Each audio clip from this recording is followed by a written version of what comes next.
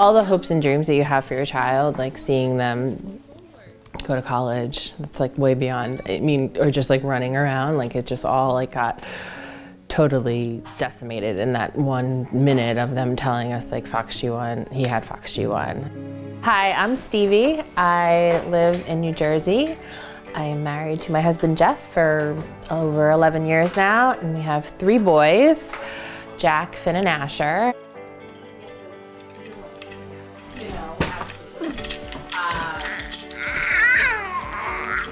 Finn was diagnosed with FOXG1 Syndrome at just about a year old, and ever since then I've been a stay-at-home mom with him and been full-time caregiver to my family.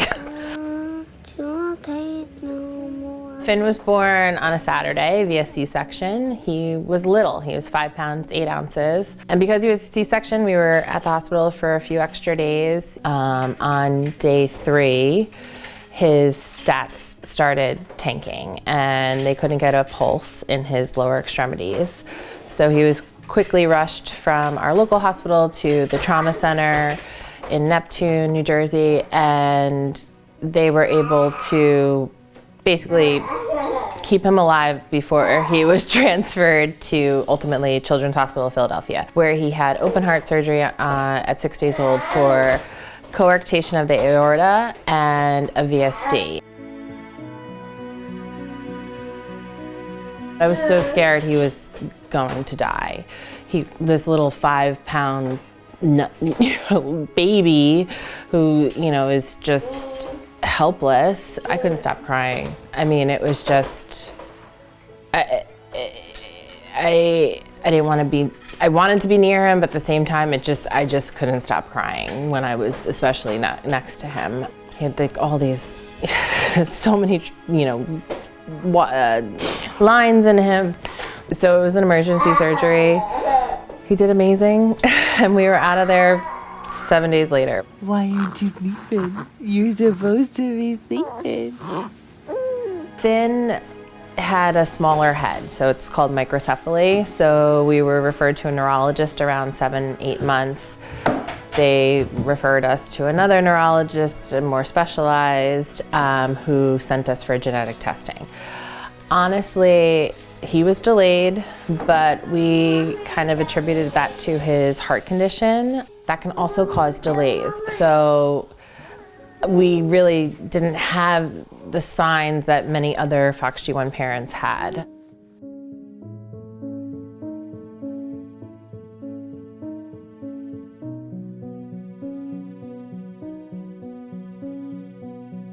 We were completely devastated because not much is known about FOXG1. It was nice to have an answer, but we didn't know anything about FOXG1, what it meant. The way it was told to us, the diagnosis, it was, I don't want to say they were giving my son a death sentence, but it felt like there was no hope for him. And I don't blame them. They just don't, nobody knows about it. It's such a rare disease that they don't know that there is hope out there. Here he goes. The emotions were overwhelming. I mean, to the point where take medication to help stabilize. It's, we were grieving, but then at the same time, just look at him and say, he's still our little boy. He's still our, perfect, no matter what that means. You think that's so funny. And then when we did do the research, Josie is the funniest, most joyful little girl in the world. The FOXG1 Research Foundation was kind of a saving grace. It's been like a real community and also has given us a lot of hope and made us realize that it wasn't like the death sentence or end of his life. His life wasn't going to be nothing. There's a lot of life to live, and he will live it. Oh man, oh boy. Oh boy, let's stay away from the... It takes a village. Thankfully, family is close. My parents live very close.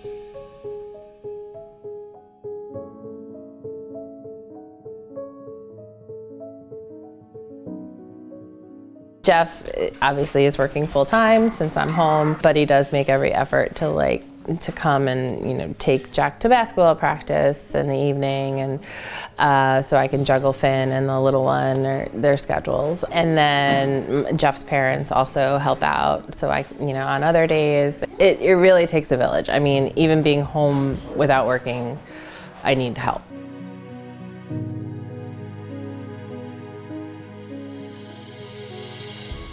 I do Pilates, so that helps.